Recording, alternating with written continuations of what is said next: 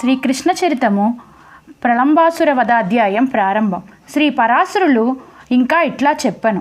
ధేనుకాసురుని పరివారం అంతయు కూలిన పిదప గోపాబాలికలు అందరూ గణం ఆ ధేనుకావనమున ప్రశాంతంగా తిరుగసాగిరి.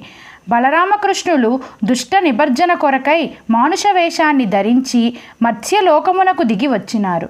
కావున బాలకుల వలె వారు గోపబాలలతో క్రీడించుచు ఆనందించుచుండేవారు.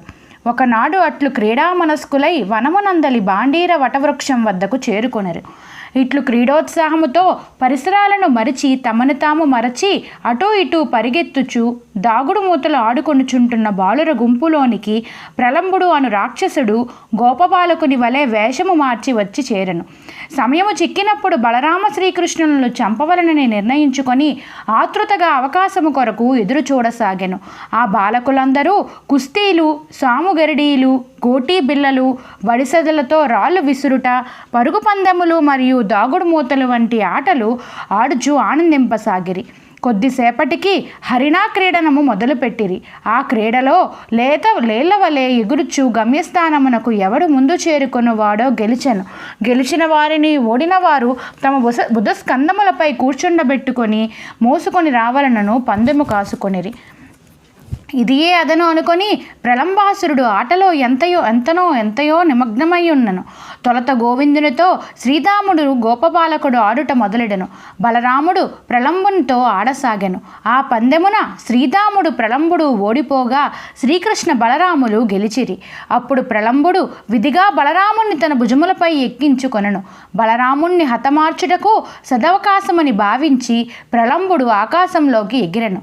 కానీ అతి బలవంతుడైన బలరాముని బరువును మోయలేక ప్రళంబుడు నిజ స్వరూపమును దాల్చెను.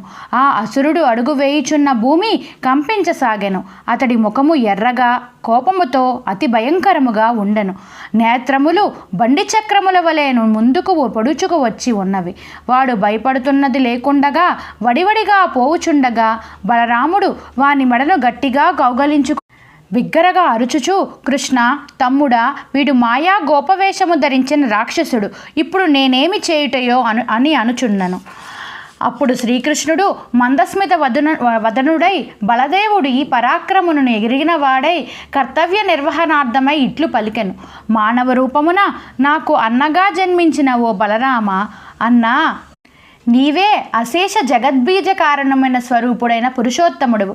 సర్వేశ్వరుడైన నీ అనంత శక్తిని మహత్తును ఒక మారు జ్ఞప్తికి తెచ్చుకొనుము. ఆదియందు సమస్త జగత్తు జలే ప్రళయమున ఏ కారణవమై ఉండగా సత్యమూర్తిగా సృష్టిని ప్రారంభించిన ఆది పురుషుడవు, మూల పురుషుడవు.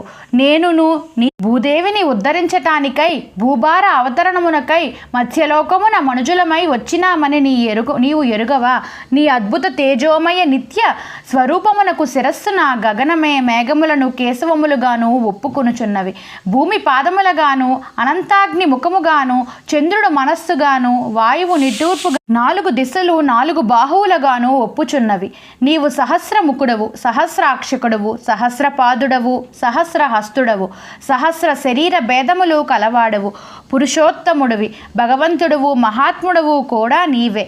అనేక బ్రహ్మలకు సైతము నీ ఆద్యంతములు బడబాగ్నిచే త్రాగబడిన నీరు తిరిగి చల్లగా మంచి రూపమునుంది హిమాలయ శిఖరమునందలి సూర్యకిరణల చేత వేడిమికి నీరుగా మారినట్లే ప్రళయకాలమున నీచే లయించబడి తిరిగి నీయందే నిక్షిప్తము చేయబడి సృష్టిని చేయవలనని తలంపు కలిగి నీవు సృజించినప్పుడు నీవే సమస్త జగత్తుగా రూపభేదమును పొందుచుంటివి.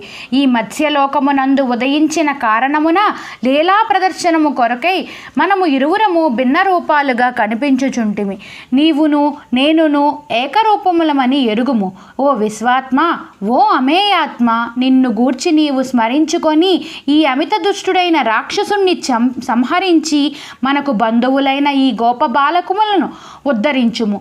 ఇట్లు కృష్ణుడిచే ప్రేరేపింపబడిన వాడై బలదేవుడు ఆ ప్రళంబుని నడినెత్తిన వీపున బలమైన ముష్టి ఘాతకములతో మోదగా వాడు బడబడా రక్తము క్రక్కుకొనుచు కన్నులో వెలకి వచ్చి చచ్చిపడెను.